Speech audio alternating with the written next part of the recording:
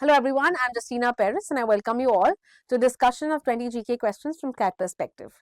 Let's start with the questions now. If you watched the video, please do watch that first, जहाँ पे हमने discuss किया है the daily news analysis of the 6th January. So let's start with the first question.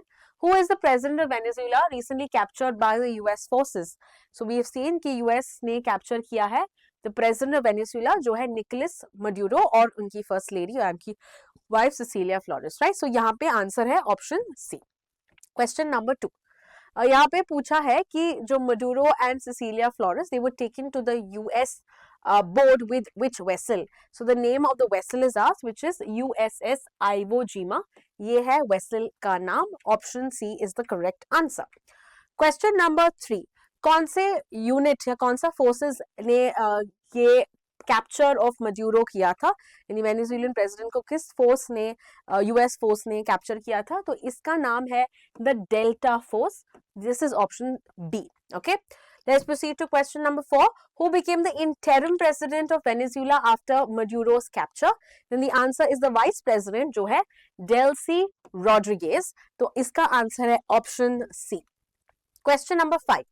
What is the US military installation जो operate currently है Greenland में? इसका answer है Pituffik Space Base, which is option C. Proceeding to question number 6.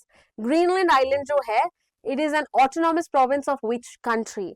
ये किस region का part है?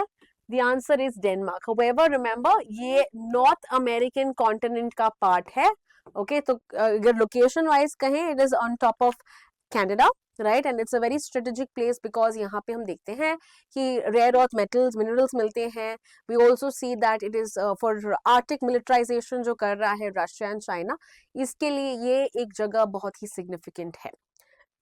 Proceeding to question number 7. The Aravalli Range is often described as dash. तो यहाँ पे याद रखना the oldest mountain chain of India जो है ये अरावलीज है. अगर youngest की बात करें तो वो होगा Himalayas. Is that clear? तो आंसर इसका है option B. Proceeding to question number 8. The recent centers classification provides legal protection to hills. Okay, तो definition of पूछा है. तो यहाँ पे हमने देखा था अरावली hills will be जो 100 meters से high है उनको कहा जाएगा. 100 meters low होगा so they will not be considered as Aravali hills. So answer यहाँ पे threshold पूछा है, that is option C, 100 meters. Question number 9. Expansion of which desert was observed in the gaps of the Aravali hills? तो इसका answer है Thar. Okay, and we know the maximum of the Aravali is also lie in Rajasthan. Which are the states that have it? Rajasthan है, which we talk about Aravalis, Haryana, Delhi, Gujarat. ठीक है, so there are 4: Haryana, Delhi, Gujarat and Rajasthan. These 4 do have the Aravalis in them. Next is वो जो recent ship that we have seen commissioned by the Defense Minister Rajnath Singh in Goa. तो यहाँ पे the ship का नाम क्या है? समुद्र प्रताप. तो ये ship का ये क्या है, मकसद क्या है? It is classified as a pollution control vessel. तो यानी कि इस vessel में we have a lot of equipments detect करने के लिए अगर कोई oil spill होता है. So therefore it is going to be very beneficial not only for the environment, we also see it is beneficial for the maritime security. So it plays dual role. एक है maritime security इसके लिए और दूसरा है environment protection के लिए, seas के protection, oil spill को stop करने के लिए, fire fighting capabilities. तो ये ship perform करता है. तो इसके लिए इसका आंसर है option B. समुद्र प्रताप किसने बिल्ड किया? Recently it was commissioned in Goa. So therefore याद रखना the Goa Shipyard Limited. Answer इसका ऑप्शन सी है. Question number 12. शांति बिल किसके लिए होता है? What is the aim? It is for opening the nuclear power plants to private participation. इसीलिए answer इसका है option C. Question number 13. Under the Shanti bill private participation कितना हो सकता है? सो यहाँ पे बोला अप टू 49% कैन बी और 51% is with regard to the government. तो इसीलिए आंसर है option B. Question number 14. Which organization की monopoly okay in the nuclear power plant operation ends with the Shanti bill? तो इसका आंसर है the NPCIL, which is the nuclear power corporation of India limited. Question number 15, under the Shanti bill जो atomic energy regulatory board है इस पे क्या changes होंगे?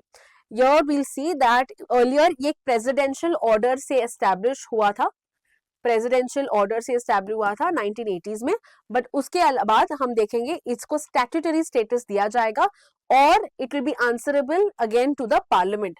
सो this is the complete answer for it, option C. So earlier in fact it was answerable to executive, लेकिन अभी it will be answerable to the parliament. तो answer इसका है option C. Question number 16, operator liability कितना है for small modular reactor? Small modular reactor है तो इसका लाइबिलिटी है 100 करोड़.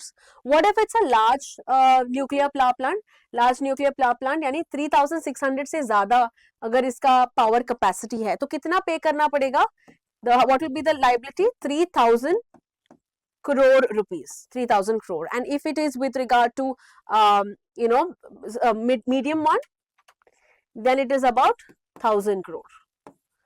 ठीक है, सो यहाँ पे याद रखना है स्मॉल के लिए है 100 crore, that is the liability that is set.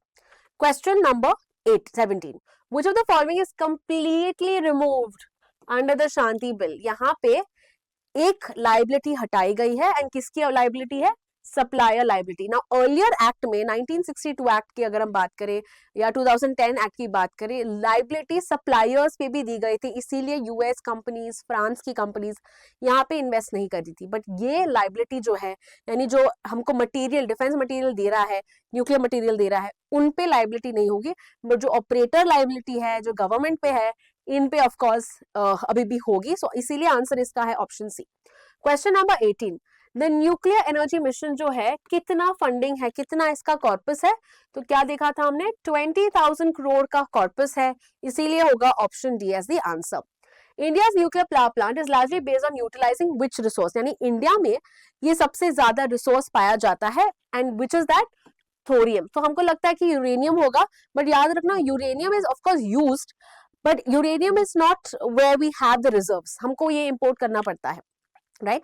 But thorium जो है ये हमको पाया, we find that in India, we find that in the coastal islands also, and therefore thorium is what we want to utilize. तो इसीलिए इसका answer होगा option C. Question number 20, the last question of today, कौन से doctrine cite किया जा रहा है as US interest in western hemisphere?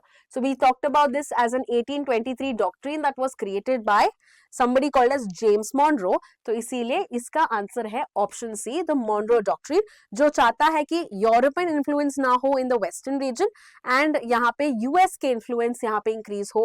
That is what the Monroe doctrine is all about. So this is with regard to the end of the 20 GK discussion. I hope you have understood all the questions. If you have any doubts, do write to us in the comment section. Thank you so much for watching.